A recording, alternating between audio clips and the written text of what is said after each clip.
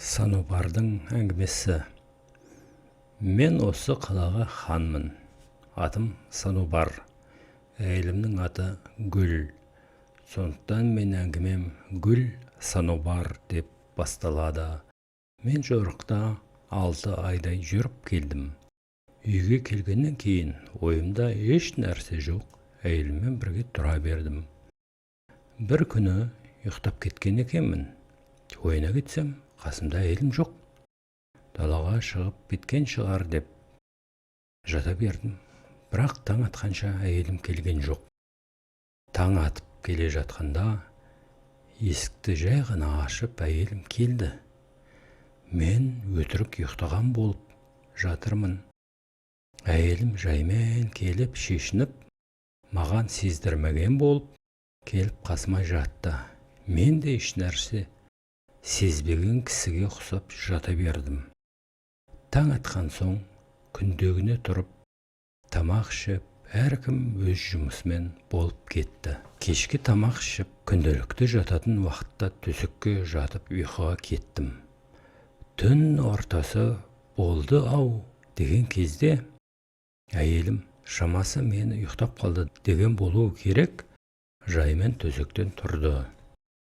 Менің жорыққа киетін сауытымды киіп, қару жарақтарымды асынып, жай басып үйден шықты. Оның артынан білдірмей мен де шықтым. Әйелім ат қораға барып, мен атымды ерттеп, мінді де кете барды. Мен қайтып келіп төсегіме жатып ұйықтадым. Таңертең әйелім қасымда жатыр екен. Ол да, мен де баяғыда еш нәрсе білмегенсіп жүре бердік. Сөйтіп бір жеті уақыт өтті. Күнде әйелім менің сауытымды киіп, қару жарағымды асынып, атты мініп кетіп қалады да таңертең қайтып келеді. Бір жеті өткеннен кейін әйелімнің қайда баратынын білгім келді. Сөйтіп әйелімнің артынан бір мінезі шәлгездеу атқа мініп аңдып жүрдім де отырдым. Менімен бірге мынау итім де бірге жүрді деп әлгі тамақ әкелген итті нұсқап бір қояды. Әйелім қаладан шығып күншығыс жақтан тауға қарай кетіп бара жатты. Тауға жетіп әйелім ысқырып жіберіп еді, 10 шақты атты адам алдынан шығып әйелімді қарсы алды. Аттан түсіп бір үңгірге кіргізді. Біраздан соң әлгі әйелім кірген үңгірге мен де кірдім. Үңгірдің ішінде 40 шақты ат байлаулы тұр екен. Сол аттардың арасына атымды мен де байладым. Үңгірдің екінші жағындағы көрінген шамның жарығына қарай барып, жарық көрінген саңлаудан қарасам, іші толған дәулер. Нақ төрде менің әйелім қасында бір дәу шарап ішіп сүйісіп отыр екен. Көргеннен ашуым келіп, кіріп барғым келді. Бірақ олар көп. Мен бір өзім және итім бар. Күшім жетпейді ғой деп, өзімді тоқтаттым. Мен әңгіменің басында айттым. Мінген атым мінезі шәлгездеу деп. Біраздан соң атым қасындағы аттармен тебісе бастады.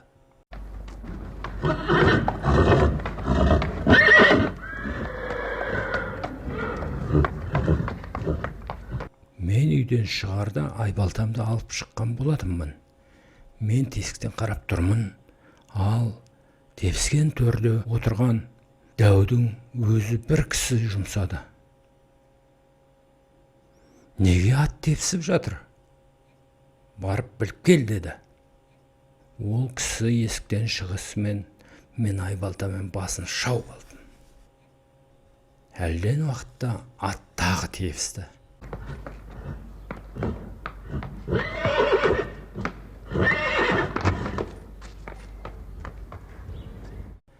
Әлгі дәу тағы бір кісіні жұмсады. Сен барып білші, жаңағыдан хабар жоқ. Ол не қылып жатыр екен? бұны да айбалтамен басын шауып тастадым. Сонымен не керек? Шарапқа әбден тойған дәу адамның азайғанын елең қылар емес. Өткені қасында сылаңдап менің қатыным отыр. Мойнына асылып, назданып. Сөйтіп, адам азайып, дәудің қасында тағы бір адам, және менің әйелім үшеу ғана қалды. Адамының далаға шығып келмей қалғанда дәу ашуланып: «Әй, сен білші, жаңағыларды біреу байлап қойды ма екен, не болды?» деп қасындағы адамды жұмсағанда, онсыз да екі адамға «Менің итім екеуміздің де күніміз жететін шығар» деп кірейін деп тұр едім. Мен оларды байлап қойған деп айқайлап кіріп келдім де айбалтамен әйелінің қасында отырған дәуді қақ бастан беріп қалдым. Бірақ дәу солға қарай жалт қалғанда, айбалтам басқа тимей оң иығын шауып түсті. Ал итім екінші кісіні алқымынан алып кеңірдеген суырып алды. Дәу бір қолмен менімен алса кетті. Бір қолмен де маған әлі беретін емес.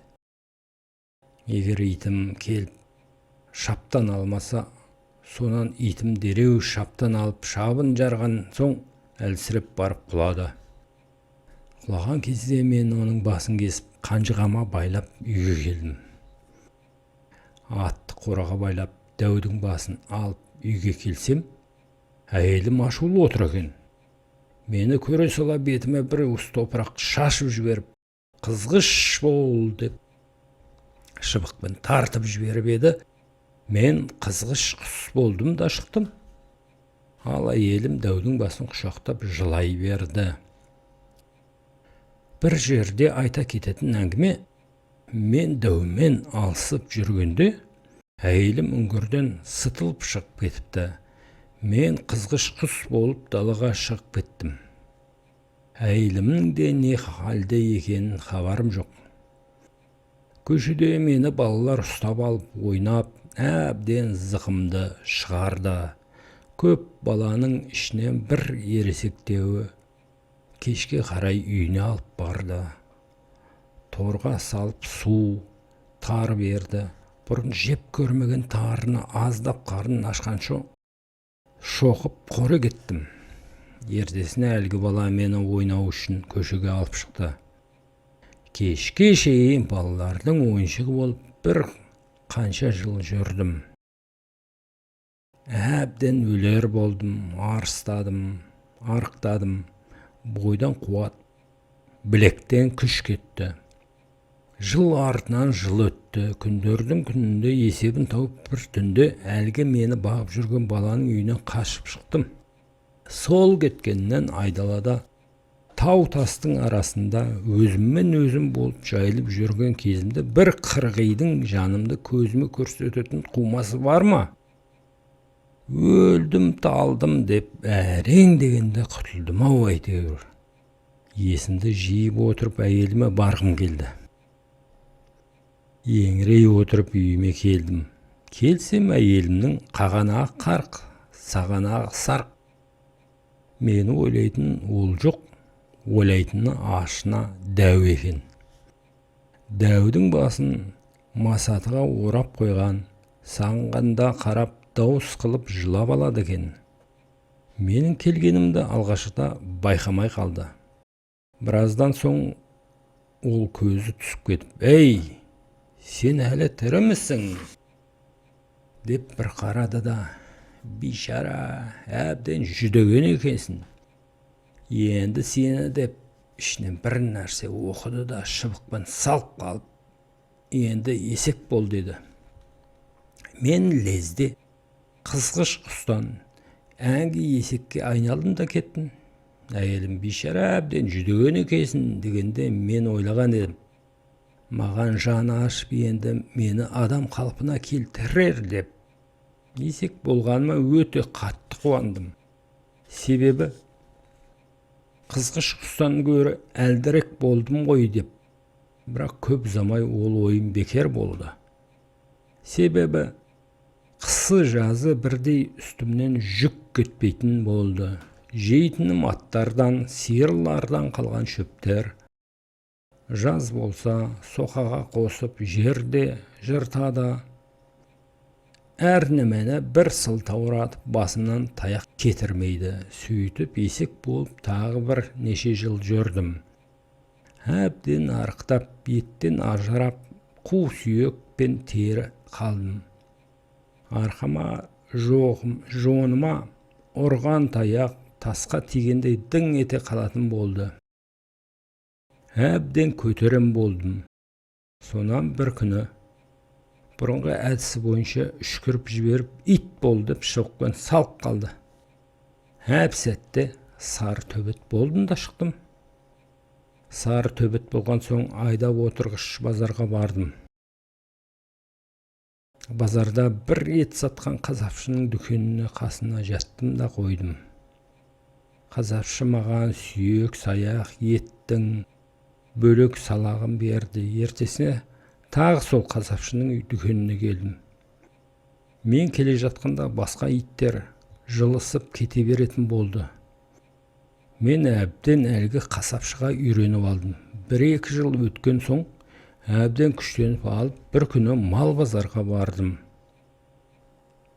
Мен адамның сөзіне түсінемін, бірақ сөйлей алмаймын. Базар тарағанша сонда болдым. Менің мал базарға бару себебім менің Мысыр қаласындағы Аббаз деген жолдасым болатын. Соның Ләйлә дейтін қарындасы сиқыр оқуын оқыған. Соған жетсем, ол мені адам қалпына келтірер деген ойым етті. Сөйтіп базар тарқағанға бірнеше саудагерлер көптеген қой сатып алып, қаланың шетіне қарай айдап жүрді. Мен осы саудагердің соңынан қалмадым. Қаланың шетінде тіккен шатыр бар екен. Қойларды сол шатырдың жанына айдап келді. Кешке қарай бір қой сойып тамақ жеді. Саудагердің біреуі есіктің алдында жатқан мені нұсқап, мына ит мана базардан шыққаннан біздің соңымыздан қалмады. Өзі бір қасиетті ит болу керек. Ұрмаңдар, қайта сорпа су беріп, үйрете беріңдер. Түбі керек болар, деді. Саудагерлердің сөз тұрпатына қарағанда Мысыр қаласына баратын көрінеді. Сонымен саудагерме ілесіп кете бердім. Түнде қойды күзетемін, ешқандай қасқыр жолатпаймын қойларға. Менің түнімен қой күзеткенім саудагерлерге өте қатты ұнап, маған тамақты жақсы беретін болды. Арада бірнеше ай жүріп, ақыры Мысыр қаласына да жеттім. Қаладан іздеп жүріп, Аббаздың үйінде таптым. Үйіне барып, есігінің алдында Аббазға қарап жатып алдым. Аббаз маған қарап, қарындасы Ләйләні шақырып алып, мына иттің көзі адамның көзіне ұқсайды. Кітабыңды ашып көрші, біздің Санобар емес пе екен? Оның қатыны сиқыр оқуын оқыған еді.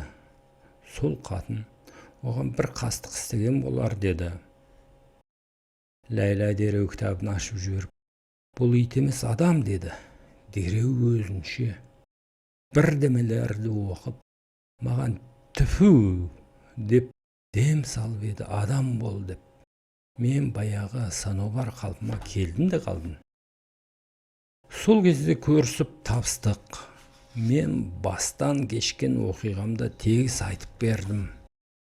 Мен Аббаздың үйінде 1-2 жыл жүріп, әбден өзім келген соң ауылға қайтуға Аббаз бен Ләйладан рұқсат сұрадым. Олар маған ризалығымен рұқсат етті. Кетерде Ләйла айтты, сен еліңе барсаң, сенің әйелің саған тағы қастандық істейді. Сондықтан сен мына аятты жаттап ал. Осы аят айтсаң, сен адам түріне өзгеріп, қалуың бойынша не болам десең боласын. Сөйтіп тағы бір сиқыр оқуын үйретті. мұны айтып қатыныңды қандай айуан етемін десең де еркің. Бірақ, деді Ләйла маған, сенің қатының сиқыр оқуын оқыған адам. Егер есек, атыс десең аузын шөпке, ерін суға тигізбе. Тигізсең болған ол дереу өзгеріп суға тисе балық болып кетеді. Содан кейін сені тағы айуан етіп жібереді, деді. Бұл айтқанның бәрін мен көңіліме түйіп алдым. Бірнеше күн жүріп елге келдім. Адам күйімде әйеліме көрінуге қорықтым да, әйелім жатқан бөлмесінің тұсынан өзім тышқан болып тестім. Сөйтіп әйелімнің жатқан төс ағашының астынан шықтым. Әйелім ұйықтап жатыр екен. Баяғы Ләйланың үйреткен сиқыр оқуын оқып, өзім адам қалпына келіп, бір уыс топырақты шашып жіберіп, көк байтал бол деп шыбықпен тартып жібердім. Әп сәтте әйелім көк байтал бола қалды. Мен оны ұстап алып ерттеп, бәйге көкпар шауып жүрдім. Бірақ баяғы Ләйланың айтқаны есінде. Аузын шөпке, ерінін суға тигізбей, басын қаңтарып байлап қоямын. Бір күндері көк байтал арықтап өлуге келді. Сонан соң сиқыр оқуын оқып, көк көгершім бол деп шыбықпен салып қалдым. Анау тордың ішінде тұрған көгершім, сол менің әйелім Гүл. Әлгінде тамақ жегенде алдымен итке беруімнің себебі мені өлімнен құтқарған итім болған соң, оған бірінші бердім тамақты. Иттен қалған тордың ішіндегі көгершінге берген себебім болса, ол маған қастық ойлаған әйелім болған соң, ол маған иттен жақын емес. Көгершін тамақты жемеген соң мен адамның қу басын ұрдым. Ол баяғы өзім кесіп алған әйелімнің көңіл жақыны Дәудің басы. Мен бас салып, басты ұрсам, әйелім ызаланып тамақ жейді. Міне менің әңгімем осымен аяқталды. Енді уәде бойынша мен сенің басыңды аламын, деді Санобар Махамбетке. Менің өлер алдындағы сізден бір өтінішім бар, деді Махамбет Санобарға. Санобар: ол қандай өтініш? Айт. Махамбет айтты: өлер алдында мен әжетханаға дәретке отырып аламын. Содан кейін не істесең де еркіңіз, деді. Бұған Санобар келісті. Махамбет әжетханаға барып, баяғы өзі тығып қойған кисе көрінбейтін қалпағын киіп, Санобарға көрінбей қашып кетіпті. Сөйтіп Жәмиланың әкесіне келіп, Санобардың әңгімесін айтып, уәде бойынша Жәмилаға үйленеді. Әкесі 30 күн ойын, 40 күн тойын істеп, Жәмиланы Махамбетке қосады. Ең бірінші Санобардың әңгімесін елге жайған Махамбет екен. Егер Махамбет болмаса, Санобардың әңгімесі осы кезге дейін ел аузына таралмас еді.